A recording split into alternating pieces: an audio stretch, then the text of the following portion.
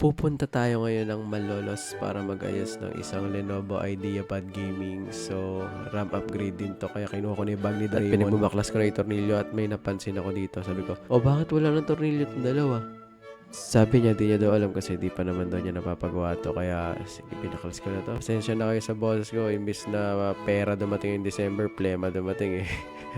This is the reality. Ito na lang nasabi ni isang taga-Hagonoy. Grabe! Natawa nga talaga sila, nakita nila gaya nito. Ano ba yun? Iniskoba ko muna tong back cover, tapos tinanggal ko yung battery bago tayo maggalaw dito ng mga parts para sure na safe ang mga bagay-bagay. Pinagbabrush ko na rin dito yung mga bakas na lumipas para mawala na tong mga nakaharang sa respiratory system ng laptop. Respiratory system. At ayun na, in-upgrade na natin ang kanyang RAM. Dinagdagan natin ng another 16, 8 plus 16, 24. Pero upgrade niya ulit yung 8 niya para maging 32 na siya. Ayan, okay na ang lahat. At ayan din, napakalinis na ng fan niya. Sigurado makakahinga na yung laptop na to. And after nyan, ang gagawin natin ay i-check natin kung gumagana ba.